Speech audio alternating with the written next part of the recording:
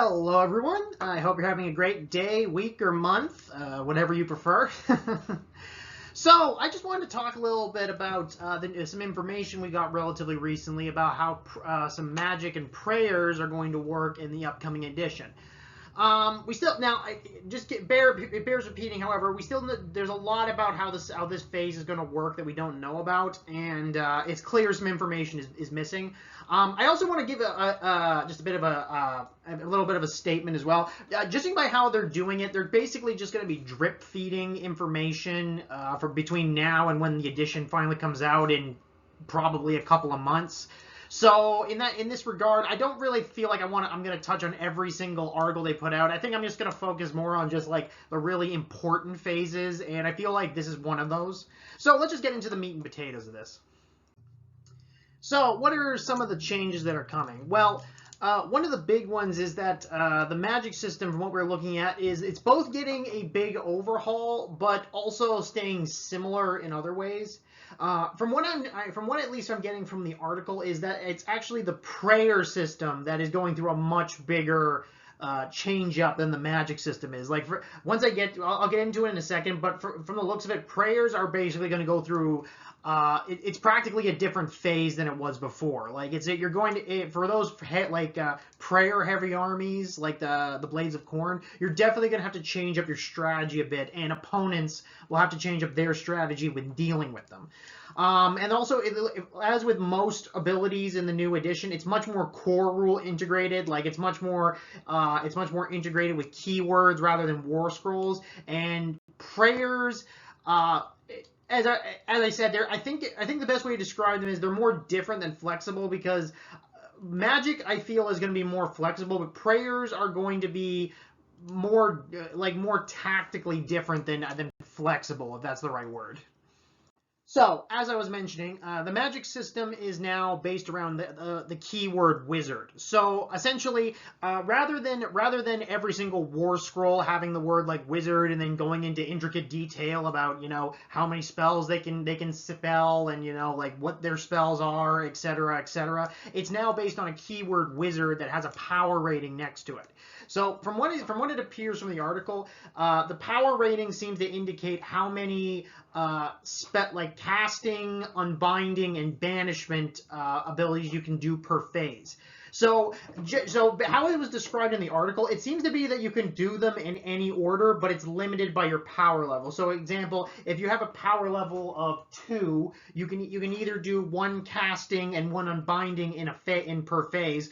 But I think, if I'm reading this right, you also can do one or the other as well. Like, for example, if you have 2, then you can cast 2 spells in the same phase, or maybe I think you can do 2 unbinding in the same phase, but you can't do. But if you have to decide on what order you're doing, not order, but in what quantity of each.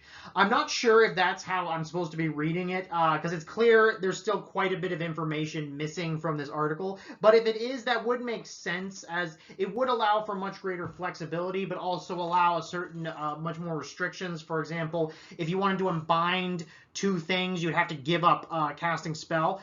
And it's also the fact that it says per phase, that is a big thing, because remember, in the new edition, thanks to the new universal command abilities, you can actually cast spells in your opponent's turn as well.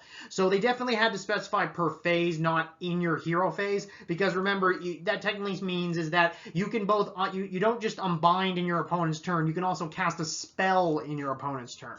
So if it's true that you can decide on how much of each based on your power level, that means is that you could give up casting a spell in your opponent's turn to instead unbind an additional time. But it also said in the article as well that you can unbind any number of times. So I'm going to be honest that the wording in the article is a little bit ambiguous in certain areas. So I think we definitely need more information on this, which maybe can only really be gained when the actual rules drop. But that's just how I'm interpreting it. And if it is correct, big thumbs up in that regard, because I always really didn't like how it was before. Like, okay, like this wizard gets 2 spells and 1 unbind, which was I thought was kind of dumb, because like it's Sorry, you only get like one unbind because I don't know. I always just thought it was kind of dumb because you put so much information on the thing on the war scroll, and it was just so unflexible. I didn't really like it. In addition to this, probably more important to this is that spells that you pick for your army are now lore based, not individual spell based. So in the previous editions, a wizard had to pick a specific spell, and that applied to that specific wizard. So if you let's say if you had like Mighty Headbutt on that wizard and he was killed, you just lost access to that spell. Except in some very rare cases like God models like Teclis and Nagash who knew all the spells.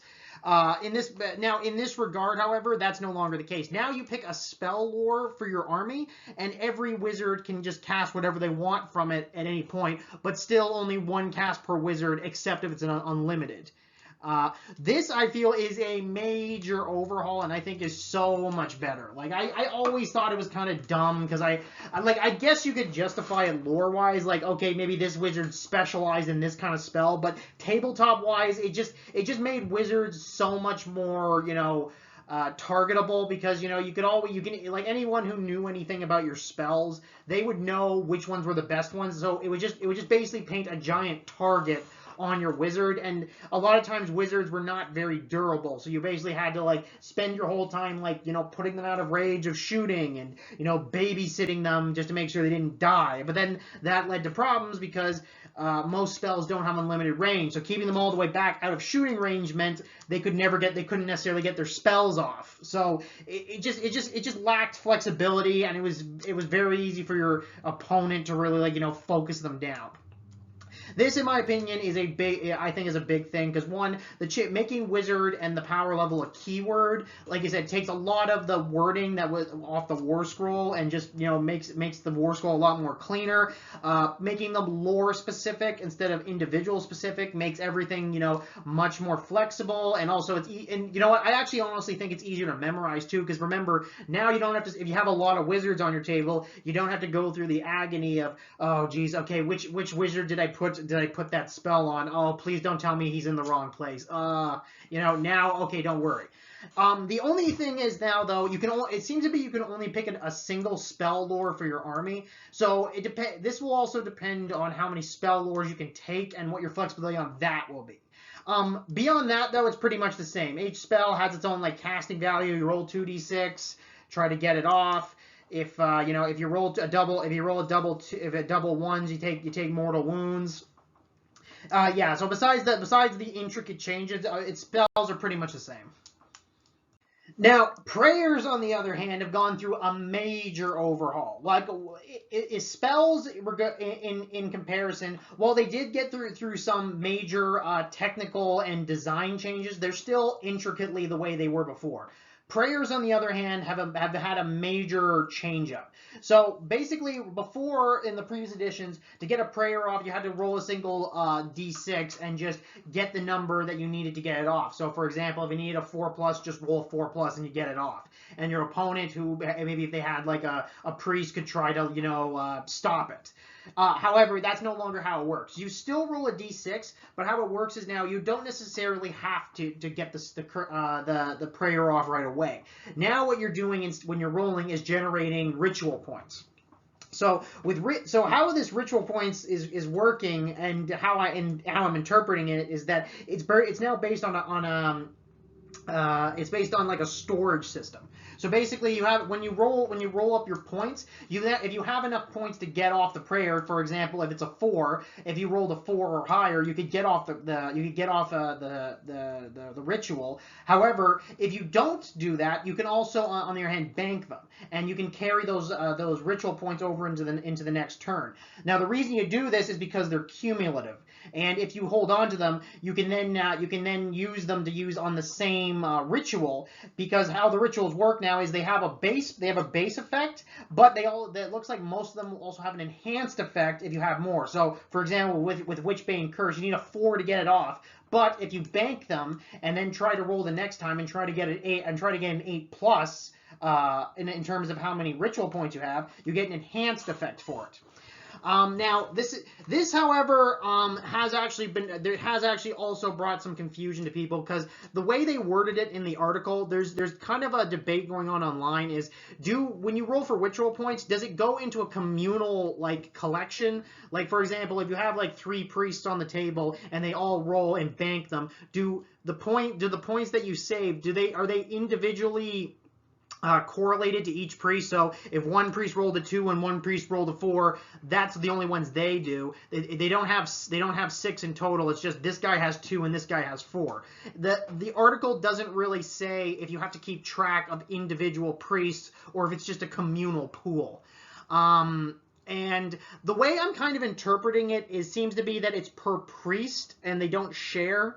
But the thing is, it could very easily be interpreted both ways. Again, it is similar to the spell. There's obviously a lot of information we're missing. The article obviously didn't go into a lot. It left a lot of information out, and we're gonna need. So it's kind of hard for me to really guess, because depending on how that actually works, that's a big deal. Because an individual, if a priest can only generate their own ritual points, that really changes up the game. Depending if they're communal, because if they're communal, well then you could have just priests at the back of the table whose only existence is to just generate ritual points that the priests at the front of the board can use to spend big ritual abilities. But if they only rack up individually, well then that basically means you can't really have a battery priest, if that makes sense. Like you can't share them. That would that, in my opinion, that would have a big effect on how people go about using prayers. So we definitely need that cleared up, because in my opinion, I think communal ritual point generation would be much better, because it would allow a lot more flexibility. But I could definitely see them just going with individual. Anyways. Another big change up, and I think just as big a change up, however, is the fact is they make a point, you can't actually stop prayers anymore. See, before, if you had another priest on the opposite end of the table, he could try to unbind, or whatever it was called, their opponent's prayers. Now you can't do that. The big thing with prayers now is that because you have to generate ritual points, GW's idea is that there's no guarantee they'll be able to get enough points in a turn to get the prayers off, so your opponent now has to try and focus them down. Like, that's how they're kind of going. Like spells, they have a much bigger likelihood of going off in a particular phase. How prayers are supposed to work now, at least in the theory that GW is going with, is that you're supposed to build up your power over time, and in that time, your opponent has a chance to take them out before they have a chance to use their prayer. I think that's both good and bad, because it can be good in that now you never have to worry about your opponent stopping your prayer or just going off. On the other hand, though, it's annoying that now the idea is you have to wait to get abilities off, and again, it's the same problem with like wizards. You're just putting a bigger target on their head, and it seems to be that also it's similar to spells as well, in that you get like a prayer's lore that you get to pick from. You can just pick whatever. So I think that's good too. Overall, I think I think the effects are good, but I'm not sure if this is an upgrade or not. I don't know if this is a side grade, an upgrade, or a downgrade from the previous one, because there's a lot of information I need from this before I can make a proper decision. So basically, in comparison, I feel like the spells, I think, definitely got an upgrade. The prayers, I'm not entirely sure if they got an upgrade or just a side grade. Now, endless spells, we didn't really get a lot of information yet. This will be coming later. But by what was revealed in this right here, they're basically going to be called, endless spells are going to be referred to as look like manifestations. And the big thing I got from this too is they're not going to cost points anymore. So that, I think, is a big deal. However, they did make a point of saying they're now going to be all on a specialist lore that you can take called the manifestations lore. So this lets me to believe that I think they're going to be making a major change to how endless spells and also invocations are going to be working, because the whole point of them balancing them was that they costed points. And that balanced the fact that you can't really kill them. Now that they're apparently not costing points anymore, leads me to believe that they're going to be going through a major change, and definitely more so than they did between second and third edition. Sorry. Beyond that, there's not really much else to say. We really don't have any more. Their own specific article will be coming later, so we'll know more then. So overall, what do I feel about this? Overall, I'm actually quite interested on how the rest of the rules will turn out. Overall, I really like what I'm seeing from the spell lore. I feel this is a really good development of how spells worked in 3rd edition. They just basically took what was working in 3rd edition and just improved upon it, in my opinion. I have really nothing bad to say about spells in the upcoming 4th edition. I just feel they're just going to get objectively better, and they also dealt with a lot of the issues I had with 3rd edition spells, especially with them being locked to specific wizards. I always felt that was kind of dumb, so I'm glad they got rid of it. Now, prayers, on the other hand, I need more information on them. Like, right now, I feel like it just kind of feels like they just got more complicated, but not necessarily better. And I know, because like I said, I need to know, is this locked per priest, or do they get to share their communal points? And also, like, what is also some of these other prayers going to be like? Like, are they going to have high needs for most prayers? Like, for example, like, is your average prayer going to need like 6 or more prayer points, or is it going to be like 3 or 4? Because if it's 6 or more, most prayers you're not going to get off in one phase, so that's going to be a problem. Now I do like, however, though, that you can use spells and prayers in your opponent's turn, just like everything else. At least I believe you can. I know you can do spells. I'm pretty sure you can do prayers as well.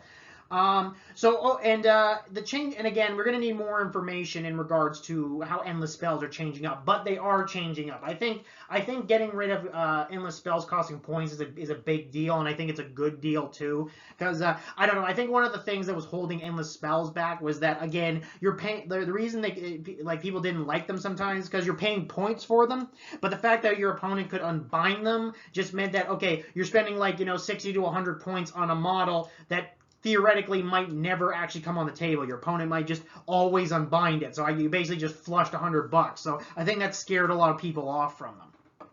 Anyways, overall, I like what I have to see, but we do need more information. Obviously, that'll come out as time goes on.